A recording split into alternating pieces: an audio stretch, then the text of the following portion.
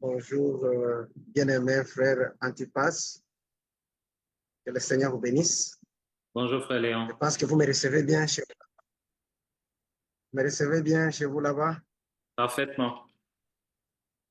Je sais que ça fait un temps et je vous ai quand même sollicité pour qu'on commence à faire des vidéos ensemble, partager un peu pour encourager les gens sur l'écoute des bandes. Mhm.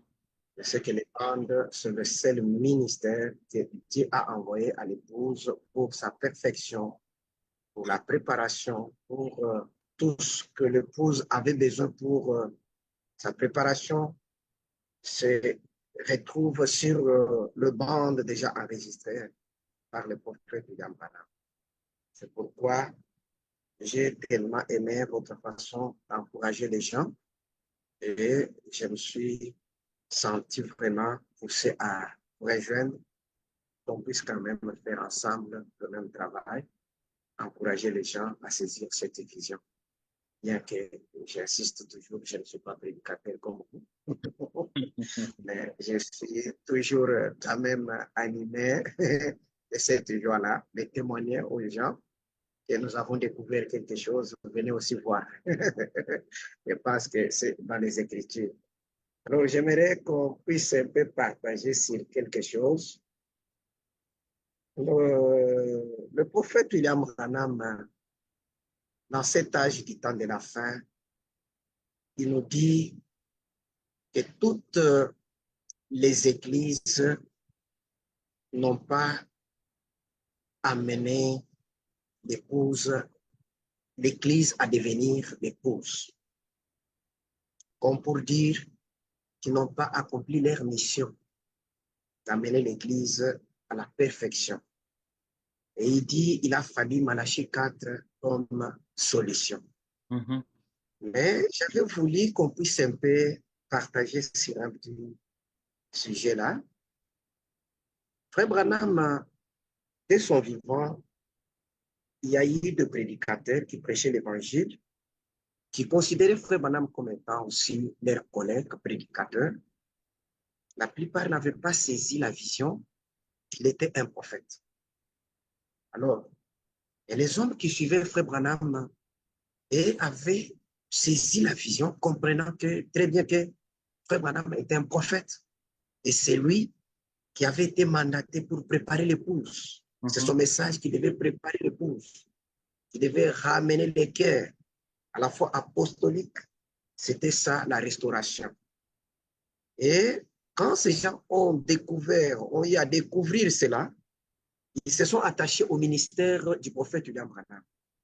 Au point que quand Frère Branham a quitté la ville de Jeffersonville pour aller peut-être se retrouver à Tucson, et tout le monde était obligé de déménager, les suivre là où lui était en train de prêcher.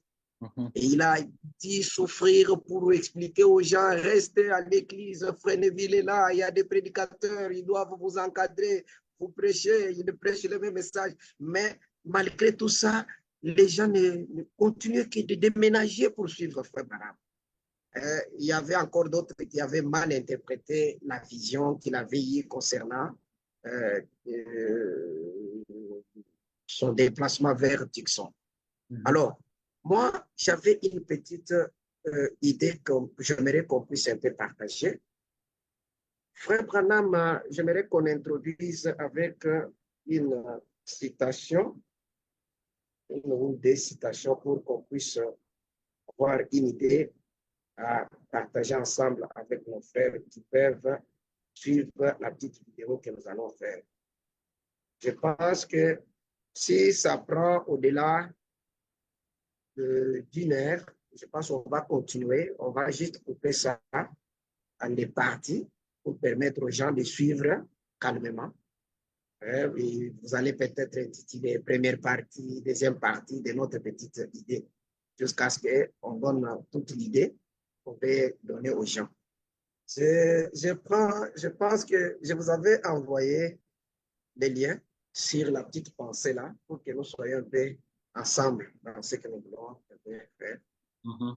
Je n'aimerais pas donner des titres de ce que nous allons partager, mais dans ce que nous allons lire, nous allons avoir une idée. J'aimerais prendre d'abord la prédication questions et réponses numéro 1 du 23 août 64. Je vais lire à partir de la question 256. La question est la suivante. Frère Branham, devrions-nous aller aux autres églises même si elles ne sont pas d'accord avec vous? C'est ça la question qu'on a posée à Frère Branham. Écoutez maintenant la réponse qu'il va donner. Il a dit, bien sûr, c'est au paragraphe 208, bien sûr, mais oui, Jésus l'a fait alors qu'il n'était pas d'accord avec lui. Allez-y. Nous remarquons ici, il est dit, devrions-nous aller à une autre église qui n'est pas d'accord avec vous? Bien sûr. Suivons la réponse. Moi, je ne suis pas le seul galets sur la plage. J'aimerais que vous puissiez remarquer ensemble avec moi et tous ceux qui vont le suivre. Frère Branham me dit, je ne suis pas le seul galets sur la plage. Vous savez, il y a d'autres hommes saints partout. J'espère que je suis l'un d'entre eux. Voyez, mais ne venez jamais, ne termine pas. Nous continuons la lecture 209. On m'a fait venir à propos de quelque chose de semblable l'autre jour. Un groupe de l'Arizona a attiré mon attention là-dessus.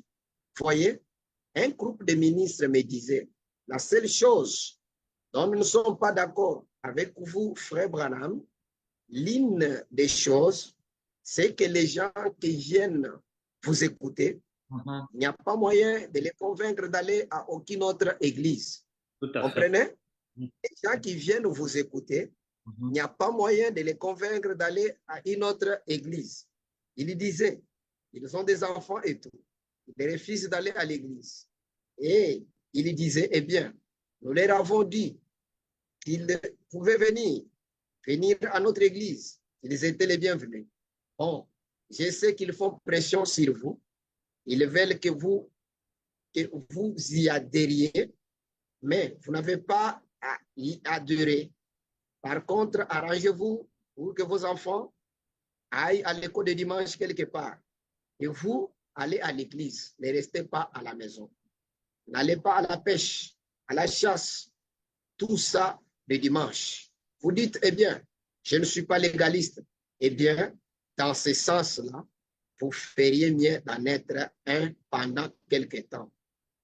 Vous qui déshonorez la résurrection de Christ, allez à l'église quelque part. Ça, c'est la première question. Et vous avez suivi les réponses de Frère Branham.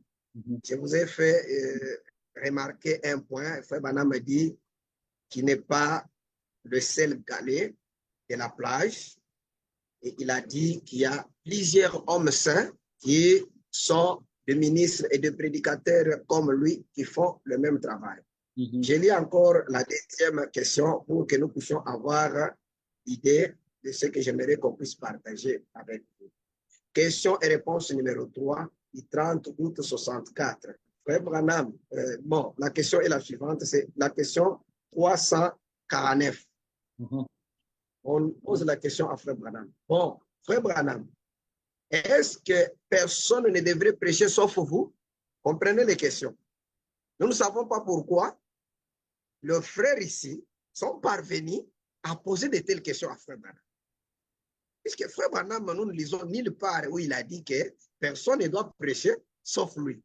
Mais ils posent ces questions, c'est parce qu'ils ont quelque chose qu'ils ont saisi, qu'ils ont compris dans les enseignements de Frère Branham, qui les ont fait peut-être croire que donc Frère Branham était le seul qui doit prêcher.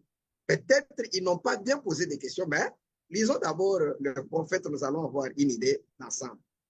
Nous avons vu ordonner des hommes. Nous ne croyons pas que vous feriez ça s'il y en avait, s'il n'y en avait pas, s'il ne devait pas prêcher. Frère Branham répond, miséricorde, frère, sœur, quelle que soit la personne qui vous a raconté que personne ne doit prêcher sauf moi, je serai un bien piètre sujet pour Dieu. Avec tout ça, non, tout homme qui sent un appel de Dieu dans sa vie, il entre dans les ministères et se met à prêcher. Nous avons besoin des hommes de Dieu sont loin partout dans le monde pour prêcher l'évangile. Voyez, je ne suis qu'un petit caillou sur la plage parmi beaucoup de grosses pierres. Voyez, alors il y en a beaucoup qui remplissent mieux les conditions, plus dignes, plus aptes que moi en tout pour prêcher. Moi, je ne suis qu'une humble petite personne qui se trouve ici. Je suis un grain de blé parmi tout un grenier, voyez. Alors, ce n'est que, vous savez, ce que je vais dire, tout homme qui est appelé de Dieu doit prêcher l'évangile. Ça, ce sont les deux questions et les réponses qui sont données par les prophètes. Maintenant, je vais directement introduire ma petite préoccupation que j'aimerais qu'on puisse affronter avec les deux citations que nous avons lues. Frère Branham, nous croyons, vous et moi, que Frère Branham, aujourd'hui, il joue le même rôle qu'avaient tous les prophètes de l'époque, en commençant par Moïse. Mais j'aimerais qu'on commence d'abord avec Moïse, en comparaison avec le prophète que nous avons reçu aujourd'hui. Écoutez ce que Frère Branham dit dans la prédication, accepter la voie pourvue par Dieu au temps de la fin. C'est d'abord le sermon, accepter la voie pourvue par Dieu au temps de la fin. Je ne sais pas si vous comprenez. Donc, on doit accepter la voie que Dieu a pourvue au temps de la fin. J'aimerais maintenant lire au paragraphe 222. Vous êtes un ministre, vous allez un peu saisir ma pensée pour que nous puissions développer ensemble, puisque ce sont des questions souvent que les gens lisent et on fait semblant de ne pas vraiment étudier à fond pour dire aux enfants de Dieu le vrai contexte du message de Frère Branham. J'ai insisté sur les titres du sermon. Pourquoi Frère Branham a intitulé ça « Accepter la voie pourvue par Dieu au temps de la fin ». C'est du 15 janvier 63. J'ai lu au paragraphe 222. Écoutez ce que Frère Branham dit. Moïse avait servi Dieu fidèlement. Il avait supporté toutes les contestations et tous les datants qui s'étaient levés et qui disaient, dis donc, il y a d'autres hommes qui sont prophètes à part toi. Tu n'es pas le seul galet sur la plage. Et il savait qu'il avait le message de Dieu. Pour eux, des imitateurs se sont levés. Moïse a simplement dit, Dieu, que vais-je faire?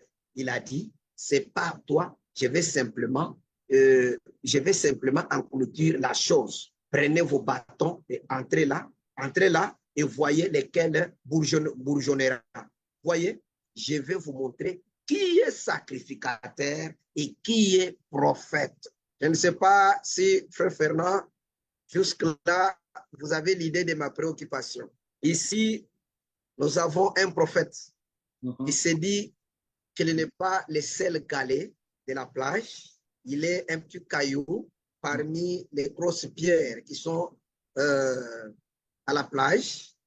Donc, il n'est pas le seul qui a la charge de prêcher l'évangile. Alors, moi aussi, je suis d'accord que Frère Branham n'était pas le seul qui avait la charge de prêcher l'évangile. Tout homme qui avait un ministère devait entrer dans le ministère pour prêcher l'évangile. Mais maintenant, ma préoccupation était celle-ci. J'enchaîne directement avec cette citation pour vous donner l'idée de comprendre ce que je voulais qu'on puisse faire comprendre aux gens. Les événements modernes sont rendus clairs par la prophétie. Au paragraphe 121, Frère Branham dit ceci. Dathan ne pouvait pas voir ce qu'il en était. Dathan est venu là et il a vu Moïse. Il savait, il est allé là et il a dit, tu t'imagines que tu es le seul de toute la bande, toute l'assemblée est sainte. Ça n'a jamais été la façon de faire de Dieu. Comprenez? Dathan lui a dit, tu t'imagines que tu es le seul de toute la bande, toute l'assemblée est sainte. Ça, c'est Dathan et Corée qui disent ça. Maintenant, Frère Branham a dit, ça n'a jamais été la façon de faire de Dieu. Il continue, il aurait dû le savoir. Dathan et Corée devraient savoir que Dieu ne travaille pas comme ça. Il a dit, eh bien, toute l'assemblée est sainte. Tu cherches à te prendre pour, si nous le disions aujourd'hui dans le langage de la rue, les sels galets sur la plage. Est-ce que Frère Fernand, vous comprenez? Oui, je comprends. Nous revenons au terme que Frère Branham lui-même avait répondu quand on lui a dit s'il était le seul qui devait prêcher l'évangile. Mais ici, il dit, nous continuons 122, il dit, Moïse savait que Dieu l'avait envoyé là-bas dans ses buts. Il a simplement dit, Seigneur, il est tombé à l'entrée du tabernacle et Dieu a dit, sépare-toi de lui. Il les a engloutis.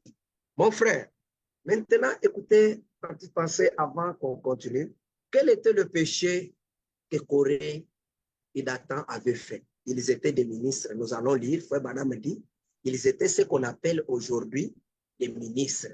Ils étaient appelés pour prêcher l'évangile. Pouvez-vous me dire? C'était des Lévites. Oui, c'était des Lévites. Oui. Oui.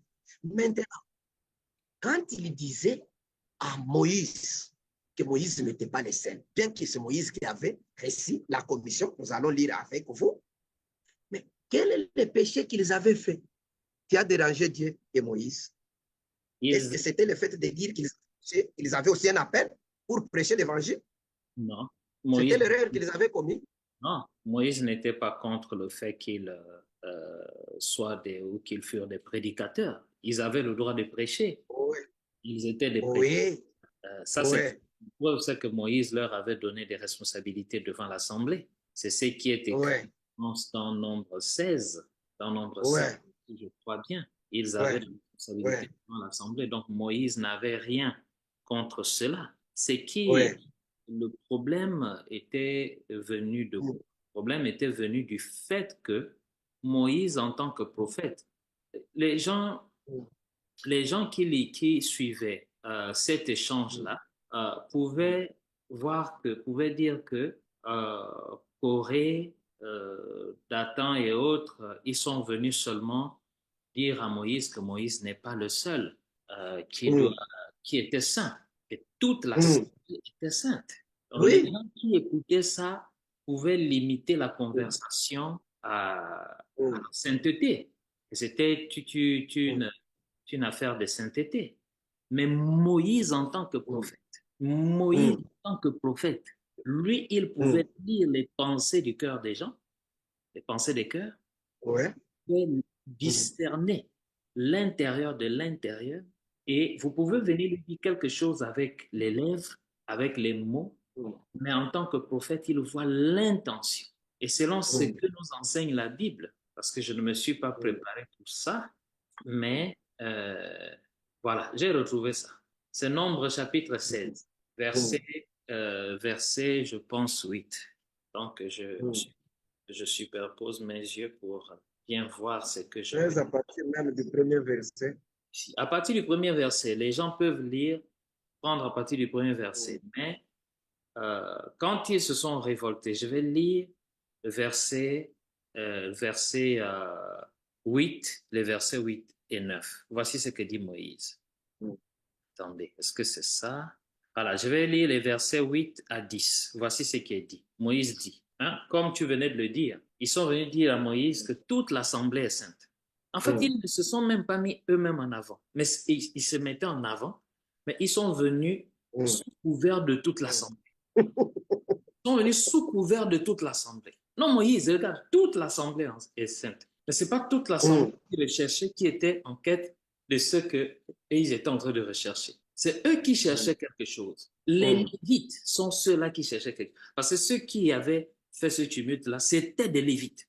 Ce n'était pas tout le monde qui a dit non, nous voulons. Non, c'était les Lévites-là.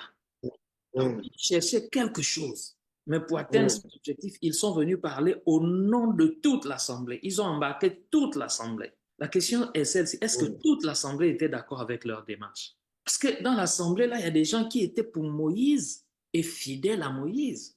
Tout comme tu venais de le lire, Frère Branham, ce que nous avons contre toi, c'est que les gens qui t'écoutent, qui suivent tes réunions, ne veulent aller dans aucune autre église. Quand tu viens parler au nom de toute l'assemblée, est-ce que tu as fait un sondage, tu as interrogé chaque membre de l'assemblée pour voir que tout le monde est d'accord avec toi? Et d'accord avec Mais eux, pour faire ta avancer, façon de... hein? Voilà, eux, pour faire avancer leur agenda, ils ont voulu embarquer tout le peuple dedans. Maintenant, voici ce que dit Moïse dit, Nombre 16 à partir du verset 8. Verset 8 dit, Moïse dit à Corée, écoutez donc, enfants de Lévi, écoutez donc, enfants de Lévi. Ils sont venus dire que toute l'assemblée est sainte. Mais quand Moïse répond, il ne répond pas à toute l'assemblée. Alors que toute l'assemblée est composée de 12 tribus. Il y a quand même 12 tribus, nous le savons. Ils sont venus parler au nom de toute l'assemblée. Mais quand Moïse répond, Moïse identifie ceux qui sont les moteurs de cette histoire-là. Il s'adresse aux enfants. Moïse dit à Corée, écoutez donc, enfants de Lévi, c'est très précis. Enfants de Lévi. Oh, les enfants de Lévi, nous savons que c'est ceux-là qui servent au temple. Hey, comme tu le disais si bien, ce sont les ministres là. Donc, Moïse a identifié ceux qui étaient à l'origine de cette histoire. Moïse dit à Corée, écoutez donc, enfants de Lévi, verset 9, il dit, est-ce trop peu, les mots ont un sens, est-ce trop peu que le Dieu d'Israël vous ait choisi dans l'assemblée d'Israël? S'ils sont venus parler au nom ils ont parlé au nom de toute l'assemblée. Mais Moïse dit que vous, les enfants de Lévi, dans l'assemblée, Dieu vous a choisi. Il les a choisis. Est-ce trop peu pour que le Dieu d'Israël vous ait choisi dans l'assemblée en vous faisant approcher de lui afin que vous soyez employés au service du tabernacle de l'Éternel et que vous vous présentiez devant l'assemblée pour la servir. Donc, ces gens-là, ce n'étaient pas des gens oisifs. Ce n'étaient pas des gens oisifs. Quelqu'un qui est oisif, c'est-à-dire quelqu'un qui n'a aucune occupation, qui ne fait rien. Ce n'étaient pas des gens oisifs. C'était des gens qui avaient des occupations, qui avaient des responsabilités. Mais quand ils viennent dire à Moïse que toute l'assemblée est sainte, Moïse, en tant que prophète, a le discernement de voir que ces gens veulent quelque chose de plus grand que ce qu'ils sont en train de faire. Or, ce qu'ils étaient en train de faire, ce n'est pas un homme qui leur a confié ces responsabilités, c'est Dieu qui leur a confié. Verset 9, il a dit, est-ce trop peu pour que le Dieu d'Israël, c'est le Dieu d'Israël, pour que le Dieu d'Israël vous ait choisi, c'est le Dieu d'Israël qui les avait choisis, dans l'assemblée d'Israël, en vous faisant approcher de lui, enfant de Lévi. Le Dieu d'Israël vous a choisi dans l'assemblée et il vous a fait approcher de lui. Pourquoi? Moïse dit, afin que vous soyez employés au service du tabernacle de l'Éternel et que vous vous présentiez devant l'assemblée pour la servir. Donc, c'est Dieu qui avait appelé ces gens-là. Mais ces gens-là n'étaient pas satisfaits de l'appel que Dieu leur avait donné et des responsabilités qu'il leur avait confiées. C'est pourquoi Moïse, lisons bien le verset 9, il commence en disant, est-ce trop peu pour vous? Trop peu. Donc Moïse discerne que bien que Dieu les ait appelés, bien qu'il les ait fait approcher de lui, bien qu'il lui leur ait donné des responsabilités dont ils doivent s'acquitter devant l'assemblée d'Israël pour servir l'assemblée d'Israël, ça apparemment, il n'était pas satisfait de cet appel et de ses responsabilités. Et pourtant appelé par Dieu lui-même, pas par un homme, appelé par Dieu lui-même et positionnellement placé par Dieu lui-même devant l'assemblée d'Israël pour la servir. Il n'était pas satisfait de cela. Et Moïse, en tant que prophète, a discerné que cet appel-là que Dieu leur avait donné, pour eux, ça ne suffisait plus. Ils voulaient plus que ça. Ils voulaient plus que ça. Au verset 10, il est dit, Moïse va maintenant toucher la chose qu'ils étaient en train de rechercher. Au verset 10, Nombre 16, verset 10, il est dit, Moïse dit, il, donc Dieu, il vous a fait approcher de lui, toi et tous tes frères, les enfants de Lévi. Il les a fait approcher de lui, pourquoi? Pour qu'ils puissent servir devant l'assemblée. Mais Moïse discerne ce qu'ils veulent. Verset 10. Il vous a fait approcher de lui, toi et tous tes frères, virgule, les enfants de Lévi, virgule. Moïse dit, et vous voulez encore le sacerdoce. Et vous Ce que voulez, nous venons de lire. et vous voulez encore le Le prophète. sacerdoce. Donc, Dieu les a... Qu'est-ce que Coré, Dathan et Abiram viennent vers Moïse pour parloter comme ils ont fait? C'est parce qu'ils recherchaient quelque chose. Ce qu'ils voulaient, c'était le sacerdoce. Le travail de Moïse. Oh, le sacerdoce, ça c'est le travail de Moïse. Le sacerdoce, seul Moïse peut l'avoir. Coré, bien qu'il soit un ministre, Dathan, bien qu'il soit un prédicateur, Abiram et les autres, les Lévites, c'est des Lévites. Le sacerdoce, ce n'est pas pour eux. Le sacerdoce, c'est Moïse. Donc, quand Dieu a appelé Moïse, il lui a confié le sacerdoce. Quand il a appelé Coré, Dathan et les autres, les enfants de Lévi, il leur a donné des responsabilités dont ils devaient se décharger en présence devant l'assemblée d'Israël pour la servir.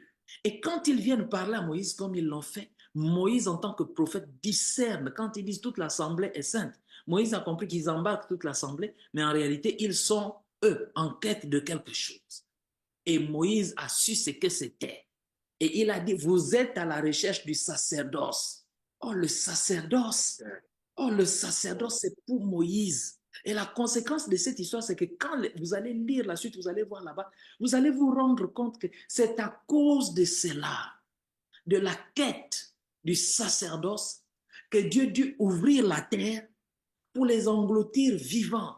Eux, leur famille, tout ce qui leur appartenait, même le bétail, ils ont été engloutis vivants. Pourquoi? Parce qu'ils ont recherché le sacerdoce.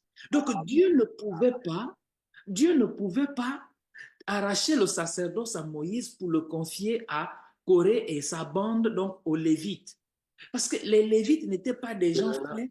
Les Lévites n'étaient pas des gens faits pour pouvoir manier ce sacerdoce-là. Ce n'est pas possible. Ça, c'était le ministère d'un seul homme. Le sacerdoce, c'était le ministère d'un seul homme, le travail d'un seul homme. Et pour soutenir ce que je viens de dire là, je vais lire une citation ici. Elle est extraite du sermon Le Messager du soir. Le Messager du soir. Prêché 63-01-16. 63-01-16, William Branham dit. Le Messager du soir, paragraphe 249. Remarquez, le messager du temps de la fin, son travail sera de préparer les saints, de préparer l'épouse pour l'époux. Voilà ce que sera son message. Le travail, je répète, William Branham dit, remarquez, le messager du temps de la fin, son travail, ce n'est pas le travail de Corée. Moïse avait un travail, mais Corée, Dathan, Abiram et les autres avaient aussi un travail devant l'Assemblée. Mais Moïse avait un travail. Tout comme William Branham aujourd'hui a un travail. Et ce travail, William Branham dit ici 249, paragraphe 249, du messager du temps, du messager du soir. Prêché 63-01-16. William Branham dit, remarquez, le messager du temps de la fin, son travail à lui, son travail, le messager du temps de la fin, son travail sera de préparer les saints, de préparer l'épouse pour l'époux. Voilà ce que sera son message. Donc, s'agissant de la préparation, de la préparation des saints ou de la préparation de l'épouse pour l'époux, ce travail-là, c'est le travail du messager du temps de la fin.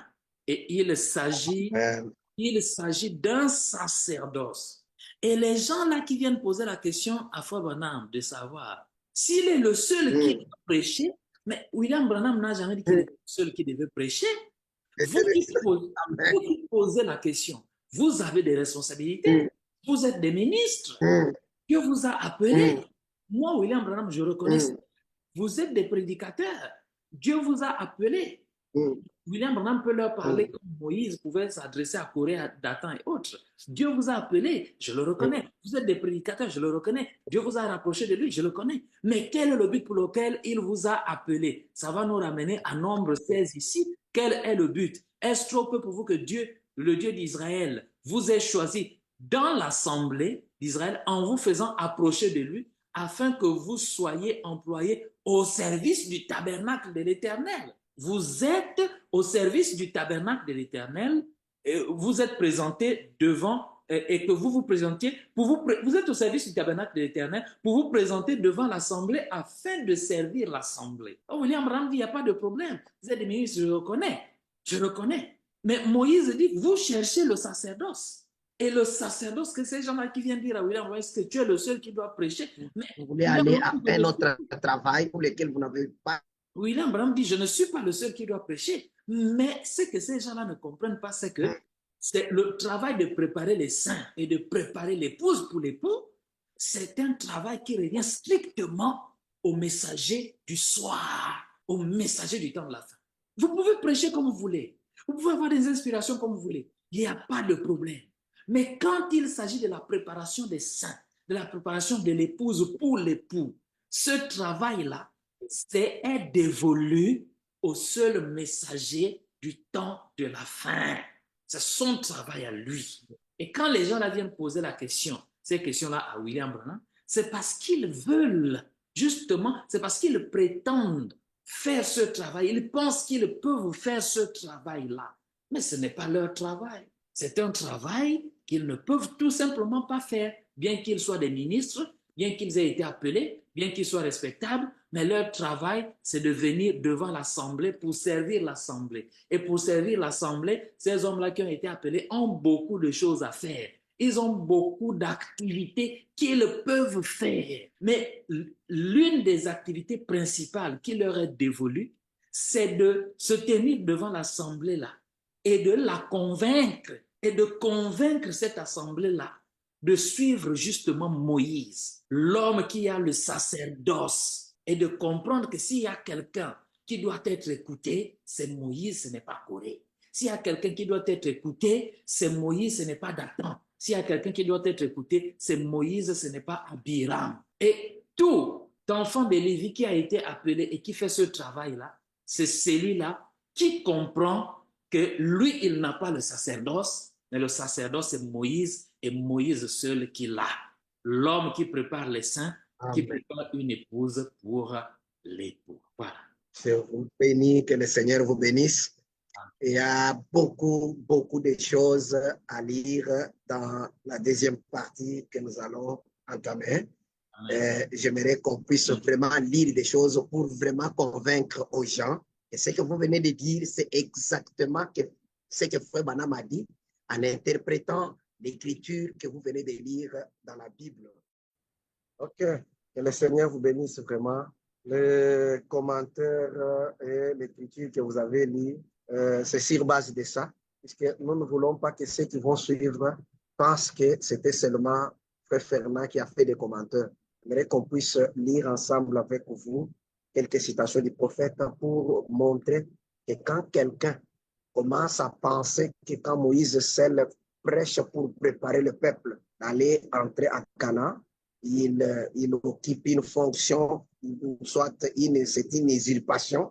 Il veut prendre tout seul le rôle de prêcher ou soit de préparer le peuple. Non, ce n'était pas ça, puisque Moïse avait une commission. J'aimerais qu'on puisse lire d'abord le prophète lui-même.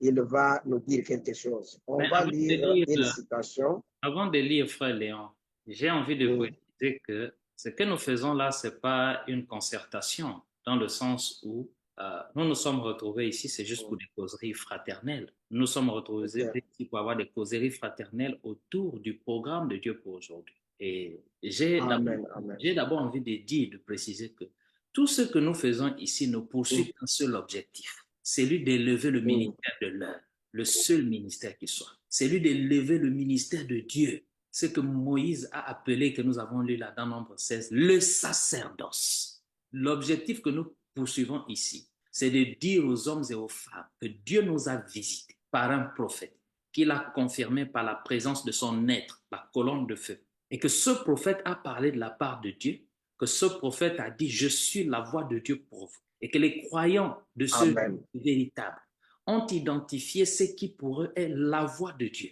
Et après avoir identifié cette voix qui est la voix de Dieu, ils ne veulent plus écouter rien d'autre que cette voix. Cela ne veut pas dire que les ministres ne doivent pas prêcher. Non, nous croyons au fait qu'il y ait des ministres qui le prêchent et autres. C'est les ministres. Ils ont un appel de Dieu, ils doivent répondre à leur appel. Mais quand nous voulons entendre Dieu nous parler, nous savons qui nous sommes censés écouter parce que nous savons qui Dieu nous a envoyés. Donc, ce que nous faisons ici, c'est pour mettre en exergue, en lumière, élever très haut le ministère de Dieu pour notre jour, le ministère des bandes. Et je disais tantôt donc que nous voulons amener les hommes et les femmes à écouter cette voix-là de Dieu et à écouter les bandes. Je disais tantôt, frère Léon, que nous ne sommes pas concertés dans le sens de dire que les citations que tu lis là, quand nous évoluons dans le sujet, moi je les découvre en même temps. En même temps, je sais que tu m'as partagé un fichier, mais tu sais très bien que je n'ai pas eu accès au fichier. Tu m'as partagé un fichier il y a plus de 12 heures, plus de 24 heures ou 24 heures de cela, mais que je n'avais pas accédé au fichier pour des raisons que tu connais. Donc, je viens d'accéder au fichier. Donc, les citations que tu lis, je les connais, mais je ne savais pas que c'est avec ces citations que tu lis. Donc, il n'y a pas concertation.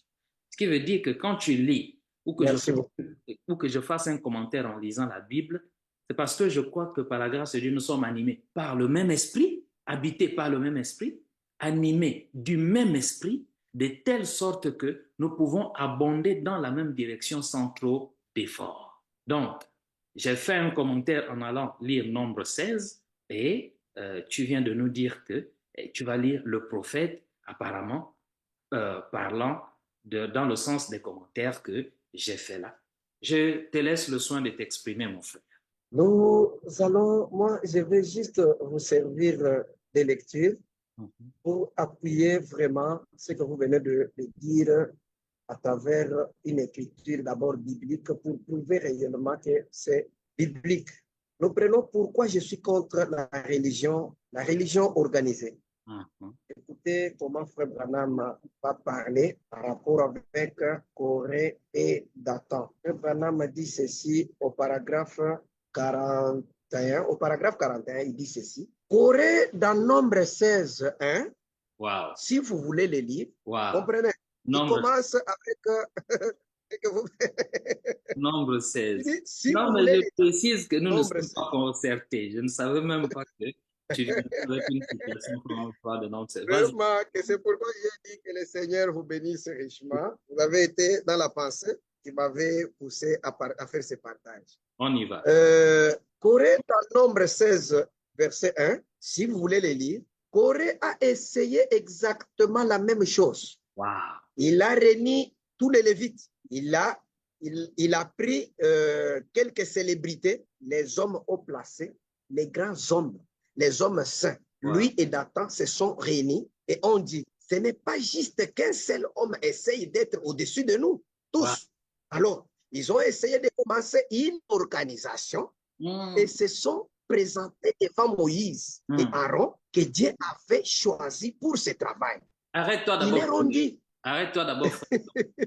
Donc, si je comprends bien, quand Corée, Dathan et Abiram viennent à Moïse, est-il vrai que tu es le seul qui doit prêcher? Hein? Oui. Donc, ces gens-là sont sur le point de commencer une organisation.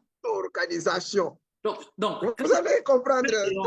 Frère Léon, donc, avant de continuer, donc chaque fois que j'entends un prédicateur prendre cette citation-là dans le message du frère Branham, sans comprendre ce qu'il lit, sans même comprendre pourquoi la question avait été posée, et qu'il commence à répéter sa lecture de la chair comme un perroquet. Oh, frère Branham a dit ici que je ne suis pas le seul qui doit prêcher. Donc, je comprends que tout ministre qui fait ça est sur le point d'être en train de commencer une organisation. Est-ce que c'est ce que j'ai compris? Continue la lecture. Et se met dans les mêmes conditions que Corée. Tanga Kaka. Alors, ils ont essayé de commencer une organisation. Et ils se sont présentés devant Moïse et Aaron, que Dieu avait choisi pour ce travail, que Dieu avait choisi pour ce travail. Et ils leur ont dit qu'ils s'en prenaient trop sur eux, que l'assemblée entière était sainte et qu'ils avaient le droit de salir dans le grand nombre de conseillers. Bien sûr, c'est ce qu'on dit. Cela ne s'applique pas au christianisme. C'est en rapport avec la guerre. Donc, les salis est dans les grands nombres, ça s'applique en rapport avec la guerre, pas dans le christianisme. c'est en rapport avec la guerre. Et remarquez, il y a une grande différence. Vous pouvez prendre un passage de l'Écriture et dire, Judas alla se pendre, et toi, va faire de même, si vous voulez. Mais cela ne rend pas la chose juste. Dieu avait choisi Moïse et Dieu avait choisi Aaron. Voilà. Et c'était le message de ces jours-là. Oh là C'était là. le message de ces jours-là. Et peu importe combien de l'autre côté paraissait bon, combien l'autre côté paraissait bon, c'est en contradiction avec la pensée de Dieu. Arrête-toi, frère Et Léon. nous devons laisser la Arrête-toi. Arrête-toi, frère. Peu importe combien l'autre côté paraissait bon. Peu paraissait bon, c'est en importe combien, contradiction avec la pensée de peu Dieu. importe combien l'autre côté paraissait bon, mais c'est en contradiction avec la parole de Dieu. Oui. Quand on lit, on passe vite. C'est pourquoi moi j'aime passer vite. Parce que, voilà, nous voulons les détails de la vision.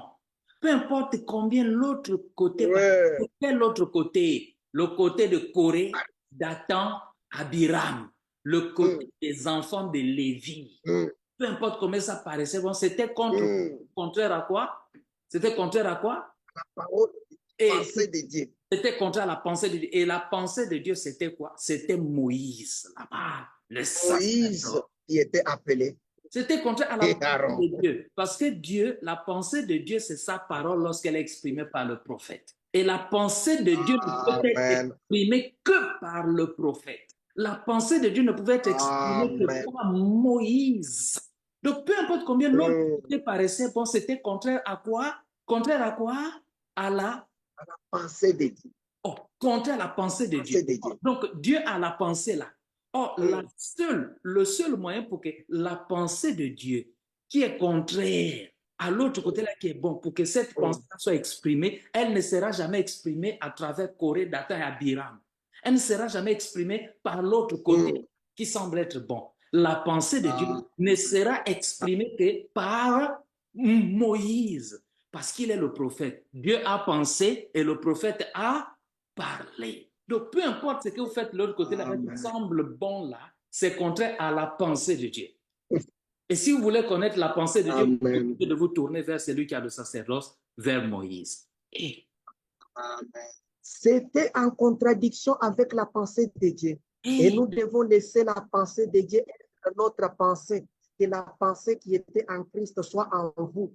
Et cette Bible révèle la pensée de Christ. Et tous les livres de la révélation, qu'on appelle l'Apocalypse et la révélation de Jésus-Christ. Et nous pouvons voir comment il condamne la chose, comment il l'écarte, Et nous allons y arriver dans un moment. Bien. Corée, je crois qu'il agissait avec sincérité. Vraiment. Je crois que cet homme n'avait pas l'intention de mal agir. Je crois que c'est par ignorance. Cet homme n'a pas vu la main de Dieu agir. Il ne connaissait pas les Écritures. C'est pour cette raison qu'il utilisait son raisonnement. Et environ 90% des problèmes aujourd'hui, c'est que nous essayons d'injecter notre pensée dans les programmes de Dieu. Et nous ne sommes pas du tout censés penser. C'est lui qui pense pour nous. Nous sommes censés abandonner notre pensée à sa volonté. Maintenant, vous comprenez? Corée avait une bonne intention. A répandu autour de lui une fausse doctrine en disant à ses frères, et en leur montrant par les raisonnements que Dieu n'avait pas seulement béni. Frère Léon, Corée a répandu quoi? La fausse doctrine. Arrête-toi. Corée a répandu une fausse doctrine. Et il l'a répandu à propos de qui? En disant à qui? En disant à ses frères. Ses frères. Donc, à ses en leur montrant que oui. Donc, Corée, qui était un ministre, a répandu une fausse doctrine au milieu d'autres ministres. Et qu'est-ce qu'il leur a dit? En leur montrant par les raisonnements que Dieu n'avait pas seulement béni Moïse, les prophètes, les messagers, il ne l'avait pas seulement béni lui, mais il a dit que toute l'assemblée était sainte. Alors toute l'assemblée a le droit de faire ceci, toute l'assemblée a le droit de faire cela. Alors ils ont pris des braves hommes, des Lévites. Or, c'était les choix de Dieu. Ce qu'on appelle aujourd'hui les ministres. Les Lévites étaient les ministres du temple. Moïse ne les a-t-il pas repris pour ça? Et ici, il ne s'y est pas pris d'une manière non irrespectueuse. Il leur a dit de prendre des accessoires, d'y mettre du feu sacré, de poser dessus l'encens et d'agiter cet encens sacré, ce qui était les commandements de Dieu. Et il s'avance pour former un groupe d'hommes qui prennent le contrôle de l'Église, alors que Dieu avait ordonné un seul homme de le faire. Et quand ils ont fait ça, Moïse est tombé sur sa face, car il savait que Dieu lui avait donné la commission de faire ce travail. Arrête-toi, car Dieu lui avait donné le sacerdoce. Moïse est tombé sur ça parce qu'il savait que c'est à lui que le sacerdoce avait été donné. Il savait que c'est lui qui avait le sacerdoce. Mais Corée a répandu une fausse doctrine au milieu de ses frères. Au milieu de ses frères, au milieu de ses collègues ministres. Mais frère Léon, c'est dangereux ce que nous sommes en train de parler ici. Au milieu de ses frères ministres. Et regarde les ministres, comment les ministres s'ameutent pour parler le même langage et se dresser contre le ministère de leur, contre le ministère. C'est-à-dire qu'ils se dressent même contre le sacerdoce. Ils se dressent contre le sacerdoce. Ils veulent mettre le sacerdoce de côté. Amen. J'avais voulu commencer par les questions des ministres. Alors, continuons. Nous avons beaucoup de choses, mon frère, vous allez comprendre à la lecture que vous, les prédicateurs, vous allez plus faire des commentaires là-dessus. Alors, quand ils se sont mis à agiter ces accessoires plein de feu, avec l'encens qui brillait, Dieu a dit à Moïse et Aaron, séparez-vous d'eux, sortez du milieu d'eux, car plus tard, il les a appelés des pécheurs et des pécheurs incroyants. Il a appelé des pécheurs incroyants. Moïse a appelé Corée et Dathan des pécheurs et incroyants. Des Lévites. Des Lévites authentiques. Des vrais Lévites. Et frère Branham venait de dire que Corée était sincère. Non, le frère Léon. Frère Léon, Corée n'était pas un faux ministre. Corée n'était pas un faux lévite. Un faux ministre. Non. C'est d'abord ministre. N'était pas un faux lévite. Il était un Israélite. Il était un lévite, un vrai. Et ce n'est pas tout. Il faisait partie de ce que Dieu avait appelé. Nombre 16, verset. Appelé par Dieu lui-même. Il faisait partie de ce que Dieu avait appelé. Il faisait partie de ce que Dieu avait rapproché de lui. Il faisait partie de ce que Dieu avait établi dans le tabernacle pour aller devant l'assemblée et la servir. Mais plus tard, Moïse les a appelés comment? Des pécheurs et incroyants. Des pécheurs et des incroyants. Et si Moïse les a appelés comme ça, ça veut dire que c'est Dieu qui les a appelés comme ça parce qu'un prophète, un prophète ne peut rien dire de lui-même. Il ne peut parler que quand Dieu lui dit de parler. Donc c'est Dieu qui a appelé ces vrais Lévites-là, que Dieu lui-même avait appelé, qu'il avait rapproché de lui, qu'il avait établi dans le tabernacle pour aller servir l'assemblée. Ces Lévites-là qui étaient sincères, Dieu a fini par les appeler comment? De quoi? Des pécheurs. Des pécheurs. Car plus tard, il les a appelés pécheurs incroyants. Continue, mon frère. Maintenant, nous remarquons que Jésus était une manifestation de Dieu. En effet, personne ne peut faire ces choses si Dieu n'est avec lui. Il savait qu'il y avait quelque chose de différent dans cet homme. Il était la lumière de ce temps-là. Il était le témoin de Dieu. C'est aussi ce que Corée a vu à Moïse en ce temps-là. Il n'avait pas d'homme comme Moïse.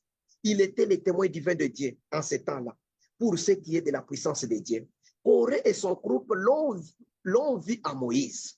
Ils ont compris que cela ne pouvait pas être Moïse. Moïse ne pouvait pas ouvrir la mer. Moïse ne pouvait pas envoyer les plaies sur la terre. C'était Dieu en Moïse. Et parce que Dieu s'était représenté dans un témoin ou une lumière de ce temps-là, ils n'ont pas reconnu cela. Corée a voulu constituer tout un groupe d'hommes pour faire entrer n'importe quoi. Oh là. Voilà à quoi ça sert l'organisation.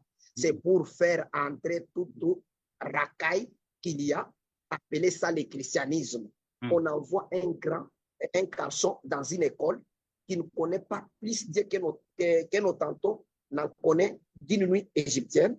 On l'envoie là-bas et on lui donne une instruction et on apprend la psychologie. On lui donne un doctorat et un diplôme de docteur ou une licence en lettres ou quelque chose comme ça. Et on l'envoie prêcher l'évangile alors qu'il n'a jamais été sauvé. Il nie la naissance virginale et la résurrection. Il nie la guérison divine. Il nie la puissance de Dieu. Il nie les principes même pour lesquels Jésus est mort. Et ni Marc 16, que le Marc 16 soit inspiré, ni ces signes qui accompagneront ceux qui auront crié. Alors que c'est Jésus lui-même qui a prononcé ces paroles. Il nie acte 2, 38, ni les autres passages des Écritures qui sont inspirés. Ils prennent une tradition humaine dont ils ne savent rien, ils les relâchent, ils rabâchent cela, et quand vous leur dites la vérité et que vous leur montrez la vérité, ils ont honte de bouger à cause de leur organisation. Corée a fait la même chose. Il a vu Dieu à Moïse. Il a vu que c'était l'ange, que c'était l'agent de Dieu qui travaillait à travers. Et Nicodème a vu en Christ, personne ne peut faire ces choses si Dieu n'est avec lui. Nicodème était déjà dans l'organisation et essayait d'en sortir. Un autre Corée prédicateur. était en dehors. Un autre prédicateur. Comprenez? Oui. Corée, lui, était dans l'organisation. Un docteur venu des hommes, parce qu'il faut préciser que Nicodème, là, est venu vers Jésus. Nicodème est reconnu en Israël comme étant un docteur. Un docteur. Maintenant, quand il est venu vers Jésus, il a dit ceci à Jésus. Nous savons, il a dit, Rabbi, nous savons que tu es un docteur venu de Dieu. C'est ce que Nicodème a dit. Tu es un docteur venu de Dieu. Lui-même était un docteur, mais il reconnaissait que lui n'était pas venu de Dieu. Il était un docteur parmi d'autres docteurs, mais reconnaissant que Jésus, lui, était un docteur d'un autre genre. Quel genre de docteur était Jésus? Un docteur venu de Dieu. Maintenant, attends, frère Léon, puisque Jésus est un docteur venu de Dieu, vous êtes des docteurs venus des hommes. Voilà la différence. C'est le docteur qui vient de Dieu qui a le sacerdoce. Et le problème, c'est quand les docteurs venus des hommes, ou plutôt, je veux dire, les docteurs qui ne viennent pas de Dieu, cherchent à aller vers le docteur venu de Dieu pour lui dire, est-ce que tu es le seul qui doit prêcher? Nicodème a dit, j'insiste, nous savons, nous qui, lui et son organisation des docteurs, nous savons que toi, tu es un docteur d'autre genre, tu es un docteur venu de Dieu. Que les gens aillent méditer dessus. Nicodème, docteur Nicodème, si tu as identifié le docteur qui vient de Dieu, toi, tu es aussi docteur. Yo, où tu vas? D'où viens-tu? Continue, frère Léon. Nicodème, mais il y a un élément que nous allons écouter avec vous. Nicodème, avec toute cette ignorance-là dans laquelle il était, mais il a vu que l'organisation n'était pas bonne. Il luttait pour quitter l'organisation, mais tandis que Corée, que lui était déjà dans un système d'un seul homme, lui voulait quitter ce système pour aller commencer une organisation. Écoutez ce que Frère Branham a dit. Vous allez voir que Nicodème a été dans un bon état, plus que Corée. Amen. Dit ceci. Personne ne peut faire ces choses si Dieu n'est avec lui. Nicodème était déjà dans l'organisation, essayant d'en sortir. Corée était dehors, essayant d'en faire une pour entrer et pour y entrer. C'était ça la différence. Nicodème essayait de trouver le salut, de sortir de la chose. Il s'y trouvait depuis son enfance. Il en était fatigué. Il voulait être sauvé. Mais Corée essayait de faire une place où il pourrait être un gros bonnet. C'est comme ça que les gens aujourd'hui, c'est le problème avec le christianisme. Nous avons tellement d'imitations mensongères. Et nos pentecôtistes, pardonnez-moi l'expression, sont lamentablement par rapport à ça des comparaisons charnelles. Que Dieu suscite un homme, il lui donne quelque chose, tout le monde dans le pays va essayer d'imiter cette personne. Arrête-toi, frère Léon. Quand Dieu suscite un homme et Dieu lui donne quelque chose, les autres viennent maintenant. Frère Branham, es-tu le seul qui peut pécher? Parce que Dieu a suscité William Branham et lui a donné quelque chose qu'il n'a pas donné aux autres. Et comme les autres vont faire ça, maintenant, ils veulent imiter. Ah, Frère Léon, continue. Ne vous rendez pas compte que vous tuez votre équipe quand vous jouez au football. Et la grâce, comme Paul l'a dit, courons avec persévérance dans la carrière. L'homme qui a les ballons, ne lui prenez pas la main, essayez de les protéger. Mais au lieu de ça, parce qu'il ne fait pas partie de votre organisation, vous essayez de lui enlever. Un homme qui est si maladroit qu'il ne pourrait pas, s'il trébuchait sur le flair d'un tapis, puis il essayait de vous essayer, puis ils essayaient de vous l'enlever. C'est vrai. Bon, je vais dire spirituellement, pardonnez-moi, eh bien, il s'achoppe à une petite chose comme acte de 38. C'est ce qu'il va, c'est là, c'est sûr qu'il va tomber. Si jamais il s'achoppe à Marc 16, comment va-t-il faire pour y arriver? Voyez, des leçons de Christ vraiment importantes. Et la chose même qui a été discutée au concile de Nicée, il s'y achoppe encore après toutes ces années. Il essayait, Corée essayait de faire une organisation pour y entrer, et Nicodème qui y était essayait d'en sortir. Nicodème a été accepté, il est sorti, Corée y est péri dans ses efforts. Il a péri dans ses propres affaires. Oh là là là là, l'organisation dans laquelle Nicodème se trouvait savait que Christ était envoyé de Dieu. Il l'a dit, Nicodème a dit au chapitre 3, les confesse, Rabbi, nous savons que tu es un docteur envoyé de Dieu, car personne ne peut faire ce miracle que tu fais si Dieu n'est pas avec lui. Et les mêmes groupes, à cause de leur organisation, l'a appelé Belzébuth, à cause de sa puissance pour chasser des démons. Il a dit, il séduit nos gens avec sa doctrine. C'est la même chose aujourd'hui, séduire. Séduire quoi? Jésus a dit, j'ai fait seulement ce qui est agréable aux peurs. J'écarte seulement les paroles de Dieu parce qu'il était la parole. Il ne pouvait pas agir autrement que par la parole. Mais à cause de leur organisation, à cause de leur manière de faire, ils avaient lié les hommes dans leur cœur, ils les savaient. Mais leur organisation ne voulait pas qu'ils observent cela. Alors, pour préparer un moyen d'échapper, pour empêcher les gens de quitter l'organisation, tous vont après lui pour empêcher les gens de quitter l'organisation et de suivre la vérité de Dieu. Alors, il était la vérité. Je suis la vérité, la lumière. Pour les empêcher de suivre cela, ils ont dit qu'ils séduisaient les gens. Pensez-y. Un homme qui savait dans son cœur qu'il était Dieu, que Dieu était en lui. Personne ne peut dire ces choses ou faire ces choses si Dieu n'est avec lui. Sachant cela, disant cela et confessant cela, ensuite faisant volte-face et l'appelant Belzébuth, et quelqu'un qui séduit les gens, l'air fidèle avec sa doctrine. Oh là là là là, Nicodème savait qu'il était prophète. Maintenant, ça n'était dans l'organisation qui aimait Dieu suffisamment et qui craignait Dieu suffisamment et qui remplissait d'après l'Ancien Testament qui reconnaissait d'après l'Ancien Testament que cet homme avait des qualifications et était attesté et confirmé comme étant le prophète envoyé par Dieu. Cet homme, je peux l'honorer, bien qu'il soit venu de nuit, il y est arrivé. Amen. Il est bien meilleur que beaucoup de nos docteurs aujourd'hui qui ne veulent pas venir du tout. Nicodème est fidèlement arrivé et finalement arrivé. Alors, ne le condamnez pas. Si Amen. Vous n'êtes pas encore arrivé, Nicodème savait qu'il était prophète. Alors, il a craint Dieu. Il n'a pas voulu que cet homme lui échappe la lumière de ces jours-là.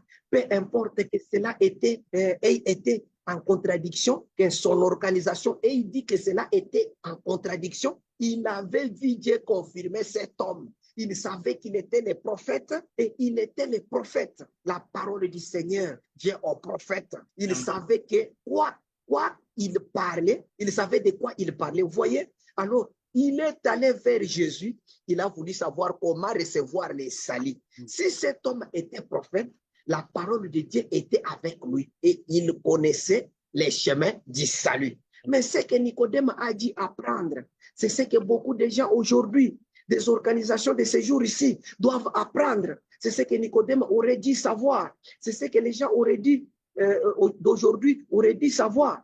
Des gens de dénomination, il était plus qu'un prophète. Il est venu vers lui pour découvrir, pour qu'il lui indique les chemins qui conduisent à la vie. Et Jésus lui-même était la vie. C'est lui qui a le Fils à la vie. Alors, il n'était pas venu pour essayer de recevoir un enseignement.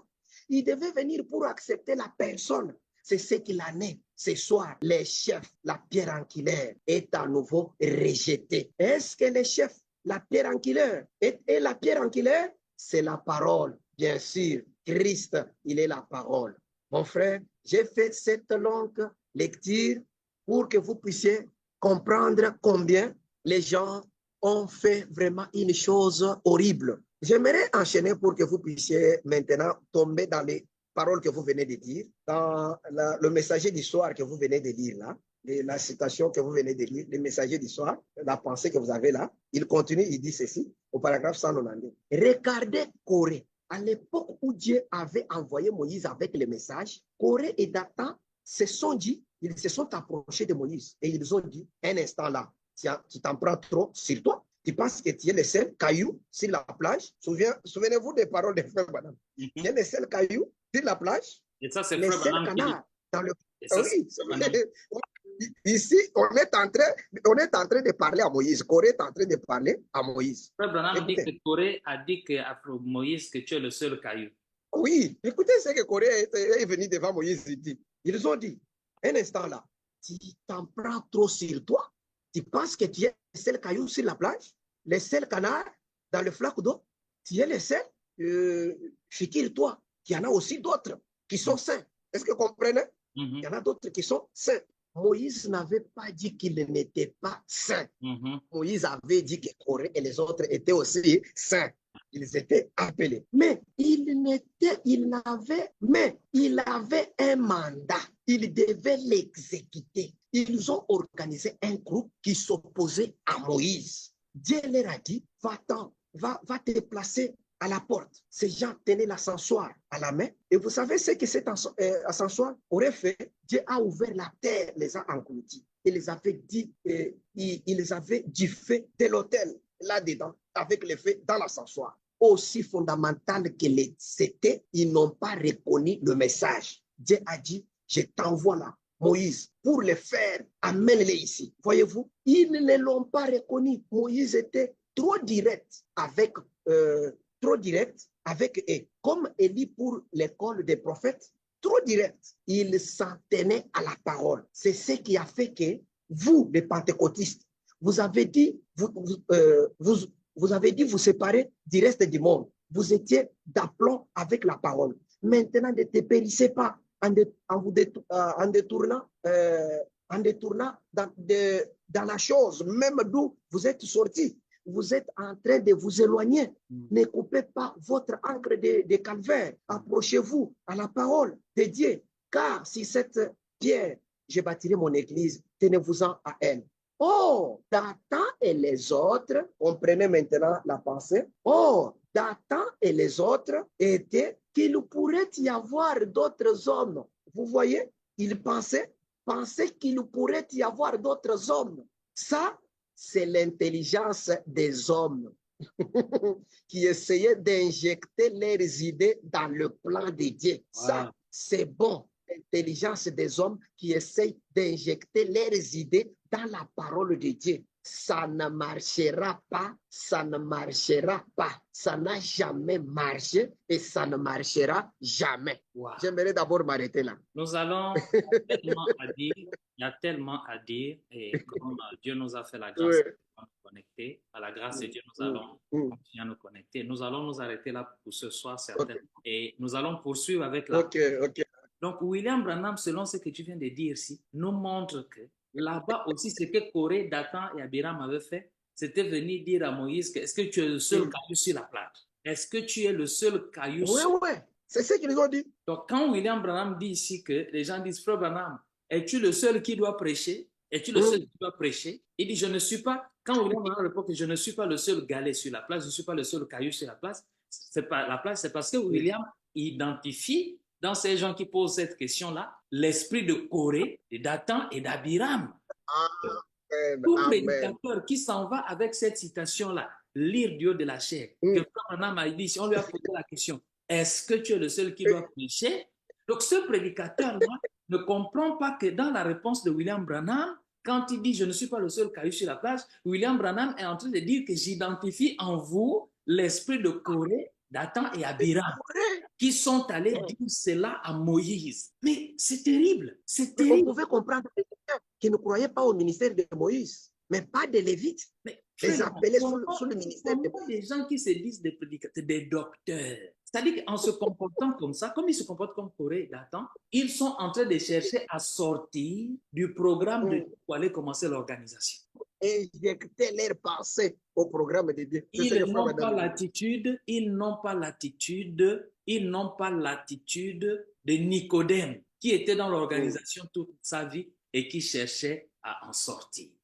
Ma prière est que Dieu te bénisse, frère Léon. Nous allons continuer demain ou après-demain avec la pensée. Il faut bien garder là où tu t'es arrêté la citation là. On va continuer. Je sais. On va continuer. On n'a pas fini parce que nous ne voulons pas fatiguer les gens qui nous regardent. Mes frères et sœurs, que Dieu vous bénisse. Nous allons vous revenir. Nous vous aimons, que Dieu vous bénisse. Vraiment, que le Seigneur vous bénisse beaucoup, que le Seigneur vous bénisse. J'ai été beaucoup béni. Vraiment, il y a beaucoup de choses qu'on va partager, que le Seigneur vous bénisse. Amen. Merci beaucoup. Shalom.